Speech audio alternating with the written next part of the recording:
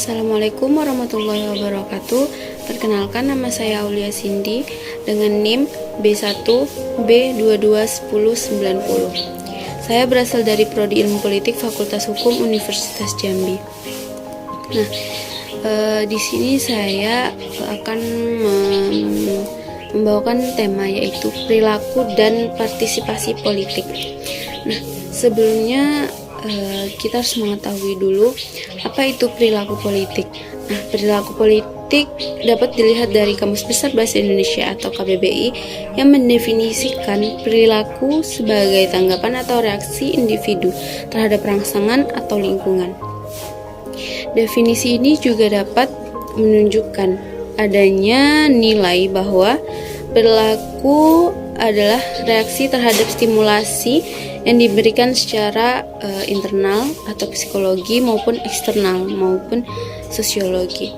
Nah, artinya dapat dikatakan bahwa definisi perilaku politik ini adalah tanggapan atau reaksi individu terhadap aktivitas berpolitik dalam suatu negara. Karakteristik perilaku politik dari suatu masyarakat dapat dilihat dari sejauh mana kadar kekentalan budaya politik pada suatu masyarakat. Artinya, budaya politik itulah yang paling banyak berpengaruh terhadap perilaku seseorang dalam respon balik budaya politik ini yang mengikat perilaku politik. Nah, siapa saja sih subjek dalam perilaku politik ini? Dalam perilaku politik tentunya ada subjek atau pelaku yang melakukan implementasi. Adapun subjek dari perilaku politik meliputi masyarakat dan pemerintah. Masyarakat sebagai subjek politik berfungsi menjalankan fungsi-fungsi politik melalui infrastruktur politik, sementara pemerintah sebagai subjek politik berperan dalam menjalankan fungsi-fungsi pemerintahan melalui suprastruktur politik. Nah, faktor apa sih yang mempengaruhi perilaku politik? Nah, perilaku politik seseorang dapat dipengaruhi oleh beberapa hal. Adapun beberapa faktor yang mempengaruhi perilaku politik, yaitu yang pertama, struktur kepribadian yang tercermin dalam sikap individu secara pribadi. Lalu, yang kedua, lingkungan sosial politik tak langsung. Dalam hal ini seperti sistem politik, sistem ekonomi, sistem budaya, dan media massa. Lalu, yang ketiga, lingkungan sosial politik langsung yang mempengaruhi dan membentuk kepribadian aktor seperti keluarga, agama, sekolah, dan kelompok pergaulan. Nah, yang keempat yaitu lingkungan sosial politik langsung berupa situasi, yaitu keadaan yang mempengaruhi aktor secara langsung ketika hendak melakukan suatu kegiatan. Dan yang terakhir, basis fungsional sikap, yaitu kepentingan, penyesuaian diri, eksternalisasi, dan pertahanan diri. Nah, model perilaku politik dalam kajian perilaku politik dapat dilihat adanya dua model perilaku politik secara umum. Adapun perilaku politik ini berupa individu sebagai aktor politik dalam agregasi politik. Nah, individu aktor politik meliputi pemimpin politik, aktivis politik, dan individu warga negara biasa. Sementara agregasi politik atau individu aktor politik yang bertindak secara kolektif. Nah, agregasi politik ini meliputi kelompok kepentingan, birokrasi, parpol, lembaga pemerintahan, dan kebangsaan. Nah, apa aja sih sumber perilaku politik? Nah, Sumber perilaku politik yang paling utama adalah budaya politik, yaitu kesepakatan antara pelaku politik tentang apa yang boleh dilakukan dan tidak boleh dilakukan. Kesepakatan ini tidak selalu bersifat terbuka, dalam artian tidak setiap kesepakatan dalam budaya politik ditegaskan secara gamblang. Ada juga budaya politik yang sifatnya tertutup, tetapi dipahami oleh kelompok masyarakat. Misalnya saja, seperti ketika akan dilangsungkan pemilihan umum, ada budaya politik dalam masyarakat yang sering meminta sumbangan atau amplop atau materi lainnya dari para calon, yang pada akhirnya dapat mempengaruhi sikap politik. Nah, apa itu partisipasi politik? Dalam perilaku politik dikenal adanya partisipasi politik yang merupakan bentuk keterlibatan masyarakat terhadap kegiatan politik. Pengertian partisipasi sendiri dapat dilihat dari sisi etimologi yang berasal dari bahasa Latin pars yang artian bagian, dan capare atau caper yang berarti mengambil. Nah, pengertian partisipasi politik sendiri adalah aktivitas warga yang mempengaruhi politik. Secara lebih rinci, partisipasi politik dapat dipahami sebagai aktivitas warga negara yang berkenan dengan proses pembuatan dan pelaksanaan keputusan politik. Pengertian partisipasi politik juga disampaikan oleh Profesor Maryam Budiardjo yang secara umum mendefinisikan sebagai kegiatan seseorang atau sekelompok orang untuk ikut secara aktif dalam kehidupan politik, yaitu melalui kegiatan memilih pemimpin negara dan kegiatan yang langsung atau tidak langsung dapat mempengaruhi kebijakan politik. Nah, dari sini dapat diartikan bahwa partisipasi politik mengarah pada tindakan mengambil bagian atau menceburkan diri dalam aktivitas politik. Sejarah partisipasi politik sendiri belum bermula dari zaman Yunani dan berkembang beriringan dengan tradisi pemikiran Barat. Aristoteles adalah salah satu tokoh pelopor kajian konsep partisipasi politik yang membahas konteks partisipasi politik dalam kehidupan. Menurut Aristoteles, ikatan antar manusia merupakan landasan utama dari pembentukan suatu negara, sehingga ia percaya bahwa partisipasi politik adalah tumpukan perhatian dari prinsip kekitaan. Masyarakat dalam hal ini berhak untuk turut terlibat dalam berbagai aktivitas terkait pemeliharaan negara dan komunitas, hukum serta penegakan keadilan.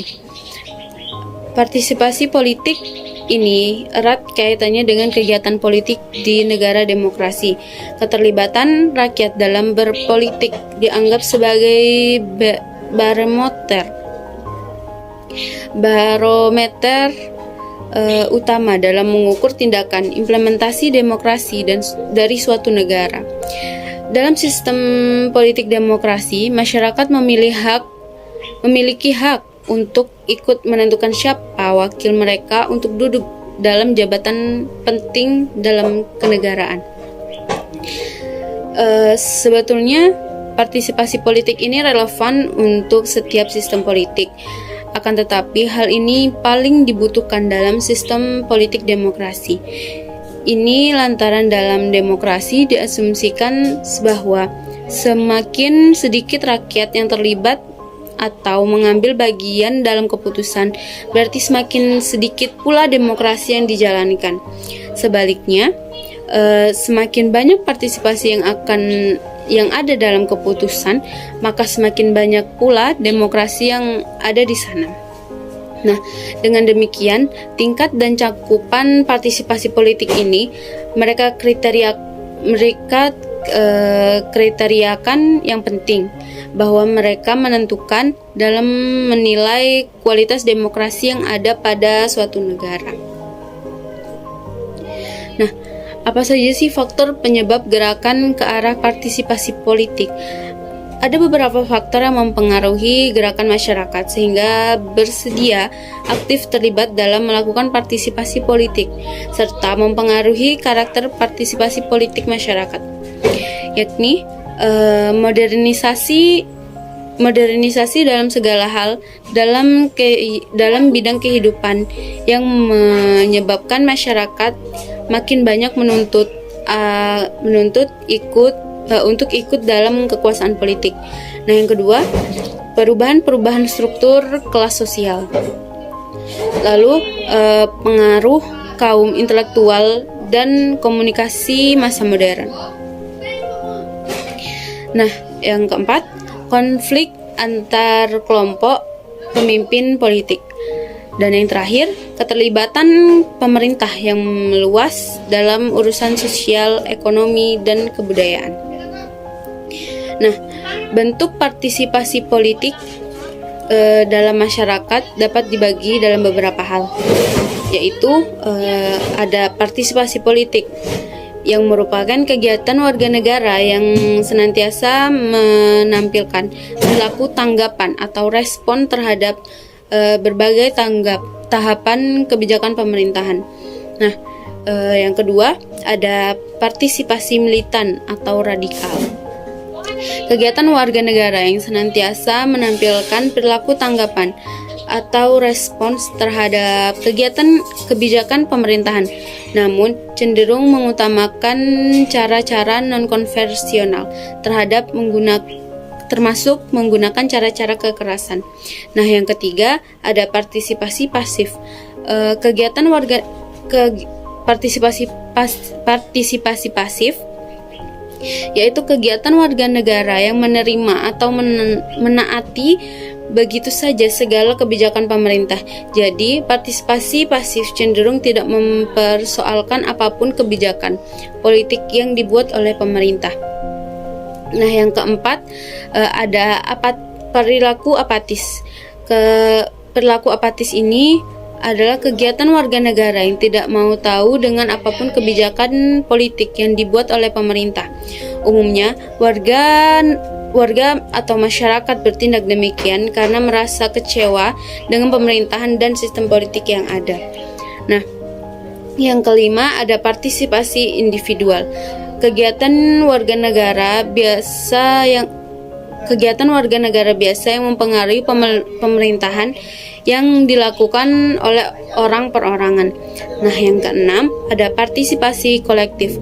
Kegiatan warga negara biasa untuk mempengaruhi pemerintah yang dilakukan oleh sejumlah orang atau banyak orang.